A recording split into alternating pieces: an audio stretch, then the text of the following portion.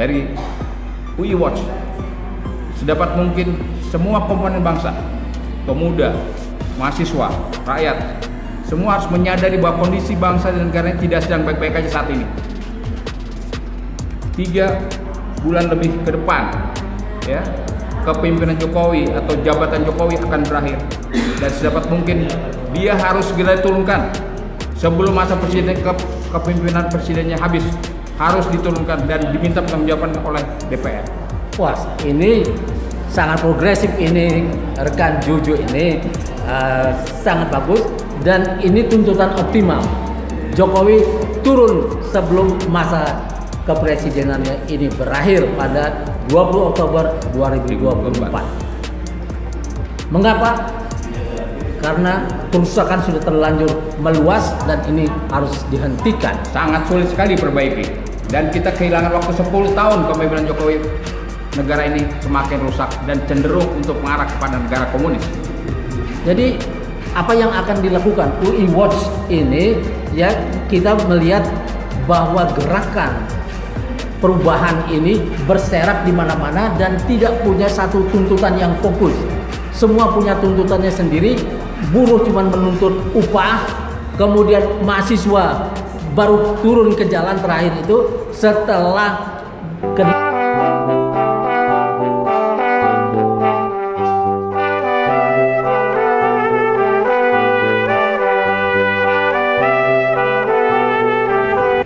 Assalamualaikum warahmatullahi wabarakatuh. Waalaikumsalam warahmatullahi wabarakatuh. Saudara-saudara sekalian, di samping saya ada Juju Purwanto. Anda sudah mengenalnya sebagai lawyer dan demonstran yang tak kenal lelah. Amin.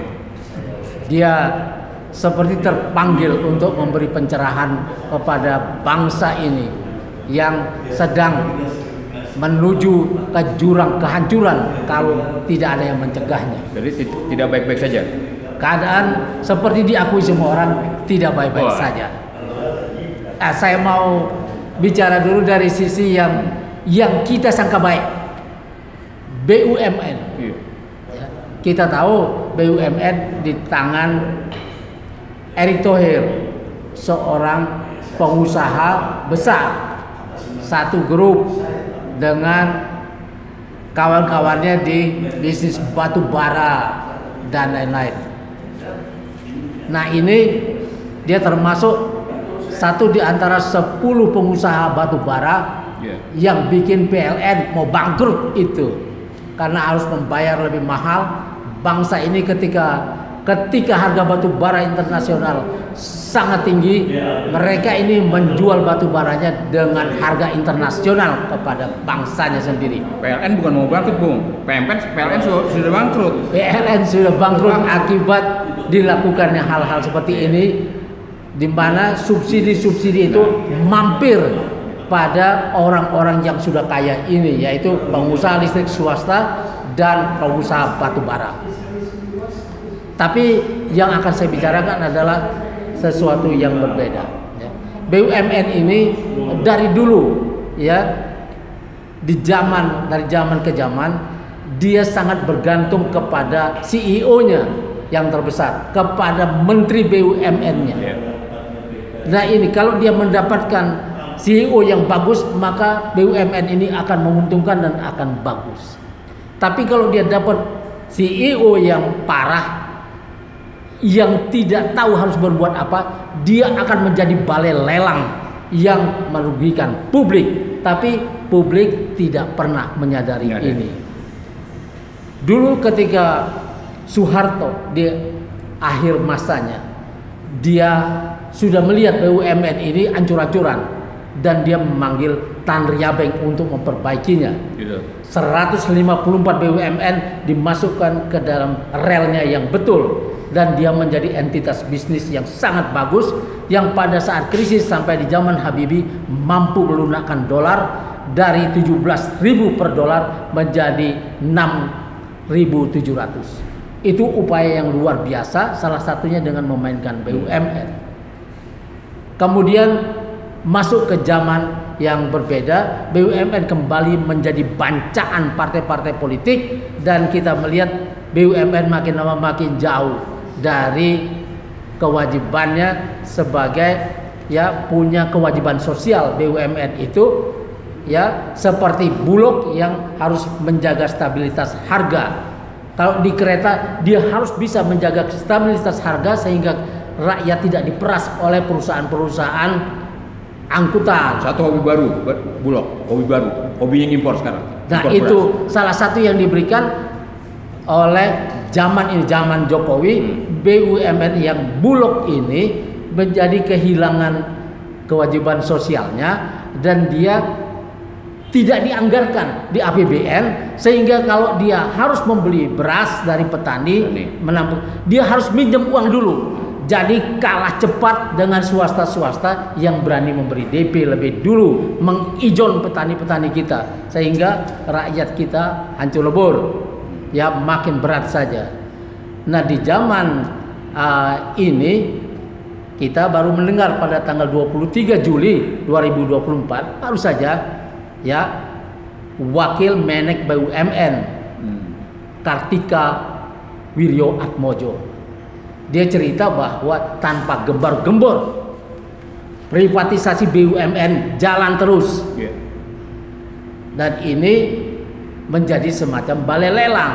Kita lihat jalan tol 30%-nya sudah terjual ya. Yang Trans Jawa itu 30% sudah menjadi milik Antoni Salim bersama partnernya. Kemudian pelabuhan-pelabuhan mulai dibikinkan kerjasama dengan swasta. Ini captive market, jadi tidak dibutuhkan kerjasama dengan yang lain atau menjual saham. Mandiri dan BRI 47% sahamnya sudah menjadi saham publik. Ini biang keroknya, Bung. Salah satunya adalah diliberalisasi undang-undang BUMN, bahwa undang-undang saham BUMN itu bisa dilego ke asing sampai 100%. Ini biang keroknya. Ini satu hal yang sebetulnya tidak boleh terjadi. Tapi kita pada saat krisis tahun 1997-98, ketika kita masuk ke debt trap yang kedua IMF, kita dimasukkan ke dalam satu keadaan di mana liberalisasi itu harus dipercepat supaya bisa bayar utang. Nah inilah kemudian kita diminta untuk berpikir bahwa BUMN itu adalah barang najis milik pemerintah yang harus segera dijual. Itu yang ditolak oleh Tan Ria Beng. Tan Ria Beng bilang kami tidak akan menjual perusahaan sebelum kami lakukan perbaikan. Kalau sudah baik, katanya sehat. Tidak akan kami jual karena kami butuh duit dari keuntungannya itu. Kalau sudah untung, tidak akan kami jual karena rakyat membutuhkan duit dari BUMN-nya. Sama seperti butuhnya duit dari sumber daya alam dan daerah-daerah strategis kita. Tidak akan dijual yang seperti itu. Tapi sekarang kita melihat perubahan yang luar biasa. Dan ini tidak boleh dilakukan sebetulnya kecuali dengan persetujuan DPR. Nah karena DPR bisa dikendalikan lewat, seperti kata Bambang Pacul, lewat ketua-ketua umum parpol, maka BUMN DPR ini menjadi lumpuh. DPR bebek lumpuh, lemdak. Ya itulah yang terjadi. Dan inilah yang saya khawatirkan, karena seperti kemarin tuntutan mahasiswa di sana, di depan istana, mereka minta Jokowi turun karena tidak bisa lagi mengelola negara untuk rakyatnya, tapi telah menguntungkan orang-orang lain yang diberi peluang itu, yaitu swasta besar, oligarki. Nah saya di sebelah saya ini ada lawyer dan demonstran yang sangat dekat dengan rakyat, mungkin bisa bicara lebih banyak lagi. Iya, Bung Ishak, karena barusan Bung Ishak singgung kemarin 2 hari yang lalu ya, jadi hari Rebo ya berarti. Itu mahasiswa terpaksa harus turun ke jalan, walaupun sudah agak lama kita rindu mereka turun juga ya, dan mereka akhirnya turun. Nah itu terjadi di sekitaran istana atau patung kuda. Tuntutan utamanya adalah Jokowi sebagai Presiden Republik Indonesia sampai dengan akhir masa jabatannya 3 bulan lagi ya, itu boleh dikatakan tidak berbuat apa-apa seperti yang Bung singgung tadi. Justru yang ada adalah merugikan rakyat, bangsa dan negara ini. Itu yang terjadi. Oleh karenanya mahasiswa dan tuntutannya itu menghendaki sebetulnya Jokowi itu harus turunkan sebelum masa jabatannya berakhir pada Oktober ya, pada Oktober nanti. Itu tuntutan mereka. Dan ini wajar, sangat wajar menurut saya. Ya, artinya bahwa kondisi keadaan bangsa dan negara saat ini justru tidak dalam kondisi baik-baik saja, tadi sudah Bung singgung.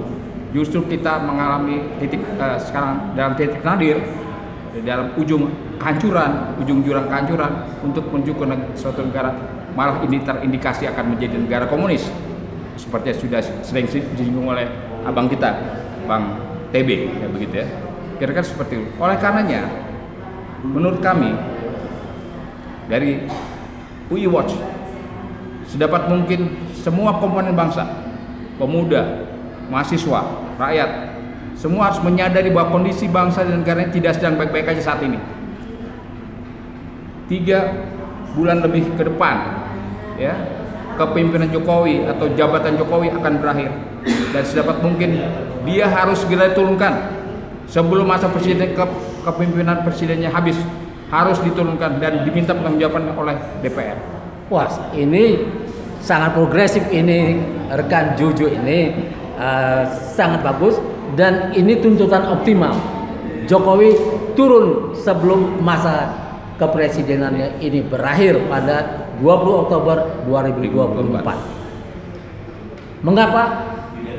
Karena kerusakan sudah terlanjur meluas dan ini harus dihentikan. Sangat sulit sekali perbaiki. Dan kita kehilangan waktu 10 tahun kepemimpinan Jokowi, negara ini semakin rusak dan cenderung untuk mengarah kepada negara komunis. Jadi apa yang akan dilakukan UI Watch ini, ya, kita melihat bahwa gerakan perubahan ini berserak di mana-mana dan tidak punya satu tuntutan yang fokus. Semua punya tuntutannya sendiri. Buruh cuma menuntut upah, kemudian mahasiswa baru turun ke jalan terakhir itu setelah kenaikan UKT diumumkan, dan itu menyangkut perutnya sendiri, kepentingannya sendiri. Nah, bagaimana membuat ini menjadi kepentingan bersama? Karena apa? Karena perebutan tanah-tanah rakyat seperti tadi disinggung oleh Bang Taufik, di PIK 2 itu, perluasan PIK 2 itu sudah masuk ke Banten, dan orang-orang petani-petani Banten itu dipaksa menyerahkan tanah-tanahnya dengan harga berapapun, karena itu proyek aguan sudah diberi stempel PSN, proyek strategis nasional, yang karena itu dia berani menantang siapapun, dan polisi dan tentara bisa dikerahkan seperti di Rempang. Jadi satu demi satu daerah-daerah strategis dan mengandung tambang kita mulai diserahkan kepada pengusaha besar.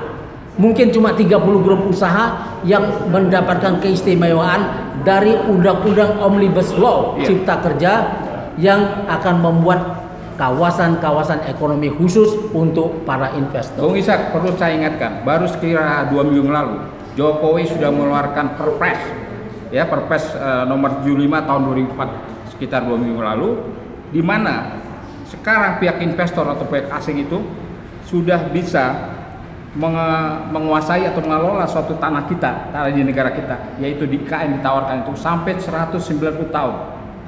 Ini lebih gila dari zaman era penjajahan. Sedangkan di era penjajahan saja sudah ditawarkan sampai tidak lebih dari 200 tahun, katakanlah begitu ya. Undang-undang agraria kita juga ditawarkan lebih rendah lagi malahan ya. Tidak lebih dari 50 atau 70 tahun seperti itu. Dan ini betul-betul negara ini mau digadaikan, sudah tergadaikan seperti itu. Ditawarkan secara belak-belakan secara luas bahwa ibu kota negara baru itu, ya, lahannya dan tanahnya diobral sedemikian rupa padanya. Ini gila-gila ini, dan ini harus dihentikan. Harus dihentikan dengan melakukan uji legal review kepada Mahkamah Agung. Kira-kira seperti itu. Tepat sekali ini, Mas Juju ini ya udah melihat dengan tajam bahwa ada obral di samping tadi saya bilang BUMN jadi balai lelang ya lewat public offering dengan go public perusahaan-perusahaan yang itu BUMN kita, kemudian lewat kerjasama dengan swasta membentuk perusahaan joint venture. Nah ini seolah-olah kita tidak bisa melakukan apa-apa kalau tidak bersama swasta dan swasta pegang kendali di situ. Tapi Cina berhasil melakukan lompatan di dunia ini sekarang adalah karena berhasil mengelola BUMN-nya dengan baik. Jadi Cina tidak menganggap ini sebagai barang najis, tapi sebagai modal untuk melakukan lompatan. Nah, yang sekarang terjadi ada pemberian tanah di IKN itu sampai 190 triliun, ini sangat 190 tahun ini sangat mengerikan. Karena dulu saja kita negara kita mau digadaikan itu jelas-jelas tuh. Ya, dulu kita sudah protes ketika undang-undang dibuat untuk 90 tahun. Untuk 90 tahun aja kita sudah protes ya. Tapi ini sekarang menjadi 190 tahun dan bisa diperpanjang. Dan bisa diperpanjang. Lagi lebih tidak enak lagi karena undang-undang permintaan dan penawaran ini tidak berlaku di Indonesia karena para konglomerat kita ini bisa membuat rumah-rumah dan pertokoan-pertokoan mewah tanpa mengharap pembelinya datang dari Indonesia. Di mana-mana kalau rakyat itu punya daya beli yang rendah, maka yang harus dibuat adalah yang sesuai dengan daya beli masyarakatnya. Tapi sekarang pembeli akan dicari dari negara lain. Dan sebelum rakyatnya sendiri memiliki rumah, ada 15 juta kakak ya yang tidak punya rumah di Indonesia, dan ini sebetulnya harus didahulukan.